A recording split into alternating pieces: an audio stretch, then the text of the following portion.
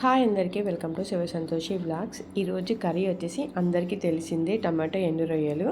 చాలామందికి ప్రాసెస్ తెలిసిందే. నచ్చితే లైక్ చేసి వీడియో చివరి వరకు చూడండి. ఇక ప్రాసెస్లోకి వెళ్ళిపోతాం. కడాయి వేడైనాక ఆయిల్ వేసుకోవాలి. ఆయిల్ వేడైనాక పోసు గింజలు వేసుకోవాలి. పోసు గింజలు కొంచెం చిటపటం అన్నాక 2 పెద్ద సైజు ఉల్లిపాయలను సన్నగా పొడవుగా కట్ చేసుకొని అయితే వేసుకుంటున్నా.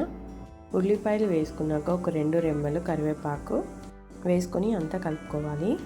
ఉల్లిపాయ ముక్కలు మంచిగా ఫ్రై కావాలి. ఉల్లిపాయ ముక్కలు ఒక 2-3 నిమిషాలు ఆయిల్లో ఫ్రై ఇలా కాస్త కలర్ చేంజ్ అయినాక 1 స్పూన్ అల్లం వెల్లుల్లి పేస్ట్ వేసుకోవాలి. అల్లం వెల్లుల్లి పేస్ట్ కాసేపు వేగినాక ఒక 1/2 స్పూన్ పసుపు వేసుకోవాలి. వేసుకున్నాక అంతా ఒకసారి కలుపుకోవాలి. ఒక 2-3 నిమిషాలు మంచిగా ఆయిల్లో ఫ్రై అయినాక 4 పెద్ద సైజు టమాటాలను చిన్నగా ముక్కలుగా కట్ చేసుకొని వేసుకోవాలి. టమాటా ముక్కలు ఆయిల్లో ఫ్రై కావాలి. కలుపుకున్నాక కాసేపు మూత పెట్టుకుందాం. టమాటా ముక్కలు తొందరగా ఉడకడానికి 1 స్పూన్ ఉప్పు అయితే వేసుకుంటున్నా. ఇక్కడ ఉప్పు వేసిన క్లిప్ అయితే మిస్ అయింది. కాసేపటి తర్వాత మూత తీసి చూస్తే ఇలా ఆయిల్ అయితే పైకి వస్తుంది. టమాటా ముక్కలు ఆయిల్లో బాగా ఫ్రై అయ్యి ఇలా మెత్తగా ఉడికినాక 2 స్పూన్ల కారం అయితే వేసుకొని అంతా ఒకసారి కలుపుకోవాలి.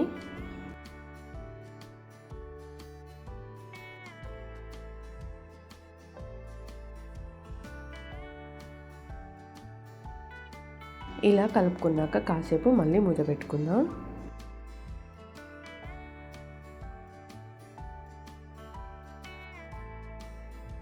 వేసుకున్న ఉప్పు కారం ఆయిల్లో మంచిగా ఫ్రై అయినాక ఆల్రెడీ కడిగి పెట్టుకున్న ఎండు రొయ్యలను అయితే వేసుకొని అంతా ఒకసారి కలుపుకోవాలి. వీటికి ఉన్న తల తొక్కల్ని తీసేసి ఆల్రెడీ కడాయిలో వేయించుకొని శుభ్రంగా కడిగైతే వేసుకున్నాను. ఎండు రొయ్యలకి కాస్త డస్ట్ ఎక్కువగా ఉంటుంది. 2-3 సార్లు వాటర్ పోసుకొని శుభ్రంగా కడుక్కోవాలి.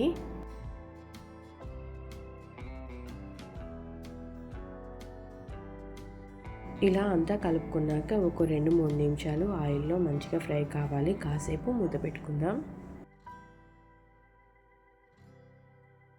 ఎండు రొయ్యలు కూడా ఆయిల్లో మంచిగా ఫ్రై అయిపోయాయి.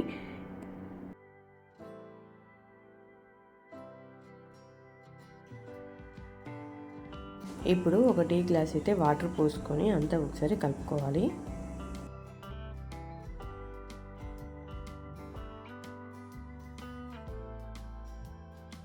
ఇలా కలుపుకున్నాక కాసేపు మూత పెట్టుకుందాం.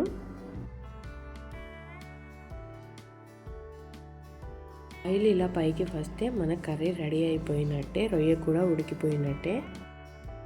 కర్రీ అయితే ఫైనల్కి వచ్చేసింది. లాస్ట్లో 1 స్పూన్ ధనియాల పొడి వేసుకొని అంతా ఒకసారి కలుపుకోవాలి.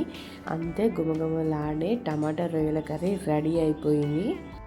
వేడి అన్నంలోకి అయితే చాలా టేస్టీగా ఉంటుంది. తప్పకుండా ట్రై చేయండి. ట్రై చేసి ఎలా వచ్చిందో కింద నాకు కామెంట్ చేయడం మాత్రం మర్చిపోకండి. నా వీడియో నచ్చితే లైక్ చేయండి. సబ్స్క్రైబ్ చేసుకోవడం మాత్రం మర్చిపోకండి.